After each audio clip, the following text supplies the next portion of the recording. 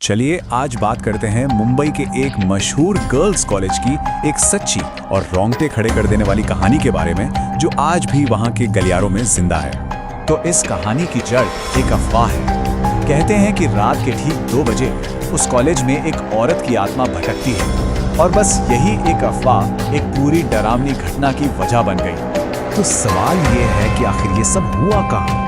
कहानी का जो सेंटर पॉइंट है वो कॉलेज का एक पुराना भूतहा खंडर है जो ना जाने कितने सालों से वीरान पड़ा है। ये जगह है मुंबई के जुहू इलाके में एसएनडीटी कॉलेज की एक पुरानी बिल्कुल वीरान इमारत। जरा सोचिए, चारों तरफ घनी झाड़ियां, कोनों में मकड़ी के जाले, दरवाजों पर जंग, मतलब ये जगह खुद ही एक कहानी जैसी लगती है। और यही वो जगह है जो उस लोकल भूत की कहानी का गढ़ मानी जाती है।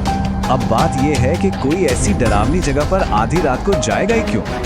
इसका जवाब है एक शर्त, एक चैलेंज, एक ऐसा चैलेंज जो उन दोस्तों की जिंदगी को हमेशा हमेशा के लिए बदलने वाला था। इस कहानी के 2 मेन किरदार हैं। एक है रोहन, जिसे भूत प्रेत की बातों पर बिल्कुल यकीन नहीं था, वो इन कहानियों का मजाक उड़ाता था। और दूसरा था उसका दोस्त विशाल, जो बस दोस्ती निभाने के लिए रोहन के साथ इस खतरनाक चैलेंज का हिस्सा बनने को तैयार हो गया। तो चलिए अब सीधे उस रात में चलते हैं। रात के 1:30 बज रहे थे जब रोहन और विशाल ने कॉलेज के पिछले गेट से कैंपस में एंट्री की। सिर्फ 5 मिनट बाद वो उस खामोश, टूटी फूटी पुराने बिल्डिंग के ठीक सामने खड़े थे। और फिर रात 1:40 पर धड़कते दिल के साथ उन्होंने उस डरावनी खामोशी को तोड़ते हुए अंदर अपना पहला कदम रखा। और बस यहीं से अजीब चीजें होनी शुरू हो गई। जैसे जैसे वो उन वीरान क्लासरूम्स के अंदर गए, उनका सामना हुआ एक ब्लैकबोर्ड से जुड़े एक भयानक राज से। हुआ ये कि अचानक एक बंद क्लासरूम के अंदर से उन्हें एक औरत की धीमी लेकिन बिल्कुल साफ आवाज सुनाई दी। वो पहाड़े पड़ रही थी। 2 एकम 2, 2 दूनी 4, 2 तीन 6, बिल्कुल वैसे ही जैसे कोई टीचर बच्चों को पढ़ा रही हो। लेकिन वहां था कौन? सिर्फ अंधेरा और सन्नाटा। जैसे ही वो उस आवाज की तरफ बढ़े, वो आवाज अचानक बंद हुई। पर तभी उन्हें अपने चारों तरफ एक अजीब चुभने वाली ठंड महसूस हुई। मतलब ऐसी ठंड जैसे कोई उन्हें उठाकर फ्रीजर के बाहर खड़ा कर दे। ये नॉर्मल ठंड तो बिल्कुल नहीं थी। उस एक पल के लिए रोहन, जो अब तक इन सब बातों का मजाक बना रहा था, वो भी सोचने पर मजबूर हो गया। क्या ये सब सिर्फ एक मजाक है? कोई उनके साथ प्रैंक तो नहीं कर रहा? उसका जो आत्मविश्वास था वो अब डगमगाने लगा था। लेकिन इससे पहले कि वो कुछ समझ पाते, चीजें बहुत तेजी से बिगड़ने लगीं। पहले तो पहाड़े पड़ने की वही आवाज वापस आई, पर इस बार उसमें गुस्सा था और वो पहले से ज्यादा तेज थी। फिर अचानक एक जोरदार थप्पड़ की आवाज उस खाली कमरे में गूंज उठी। और इसके ठीक बाद पूरा कमरा बहुत सारे बच्चों के एक साथ जोर जोर से रोने की आवाजों से भर गया। और फिर वो हुआ जिसने उनके होश उड़ा दिए। उन्होंने अपनी आंखों से देखा, ब्लैक बोर्ड पर चौक अपने आप चल रहा था और एक एक करके अक्षर उभर रहे थे। उस पर लिखा था, मुझे यहाँ मारा गया था और अब मैं अपना बदला लेना चाहती हूँ। ये मैसेज पढ़ते ही दोनों की रूह कांप गई। अब हम कहानी के उस पॉइंट पर पहुंच गए हैं जहां डर अपनी सारी हदें पार कर देता है। ये वो पल था जब दोस्तों ने भागने की कोशिश की और उनका सामना उस चीज से हुआ जो वहां मौजूद थी। रोहन अपनी जान बचाने के लिए उस क्लासरूम से बाहर की तरफ भागा, लेकिन जैसे ही वो उस पुरानी बिल्डिंग से बाहर निकला, उसे एक भयानक चीज का एहसास हुआ।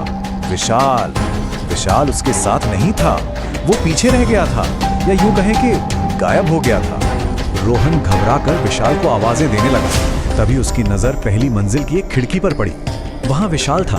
वो रो रहा था और मदद के लिए जोर जोर से कांच पीट रहा था, पर खिड़की खुली नहीं रही थी।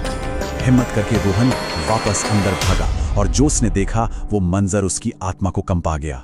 विशाल एक क्लासरूम में जमीन पर डरा सहमा बैठा रो रहा था और उसके ठीक सामने एक औरत खड़ी थी। धूल से भरी काली साड़ी, बिखरे हुए बाल और हाथ में एक छड़ी। उसकी चमड़ी गली हुई लग रही थी, चेहरा सूजा हुआ था और उसकी आंखें पूरी तरह से सफेद थी, उनमें कोई पुतली नहीं थी। रोहन ने डरते डरते विशाल का नाम पुकारा। बस तभी उस औरत का ध्यान रोहन पर गया। उसने धीरे से अपनी गर्दन रोहन की तरफ घुमाई, एक बेहद खौफनाक मुस्कान दी और धीरे धीरे उसकी तरफ बढ़ने लगी। इसके बाद जो हुआ वो उतना ही उलझा हुआ है जितना कि डरावना।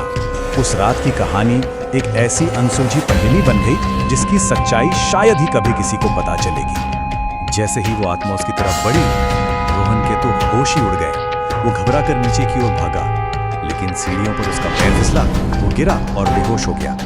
उसकी आंखों के सामने पूरी तरह अंधेरा छा गया। जब रोहन की आंख खुली तो वो विशाल के फ्लैट पर था। पर यहीं से कहानी और भी ज्यादा उलझ जाती है, क्योंकि विशाल ने जो कहानी सुनाई वो बिल्कुल अलग थी। रोहन को याद था कि विशाल भूत के साथ फंसा था, पर विशाल का कहना था कि रोहन खिड़की पर चिल्ला रहा था और वो उसे बचाने के लिए दोस्तों को बुलाने गया था। हाँ, दोनों इस बात पर सहमत थे कि रोहन सीढ़ियों पर बेहोश मिला था, पर उस रात असल में हुआ क्या था, ये आज भी एक राज है। इस घटना का उन दोनों दोस्तों पर बहुत गहरा असर पड़ा।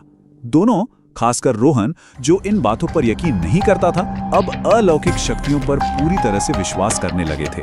वो दोनों फिर कभी उस पुरानी बिल्डिंग के पास तक नहीं गए। और ये कहानी आज भी SNDT कॉलेज के स्टूडेंट्स के बीच एक चेतावनी की तरह सुनाई जाती है कि आधी रात के बाद उस क्लासरूम के पास जाने की हिम्मत कोई ना करे। तो हम इस कहानी को इसी एक सवाल के साथ खत्म करते हैं। क्या उस टीचर की आत्मा आज भी अपना बदला पूरा करने के लिए वहीं भटक रही है?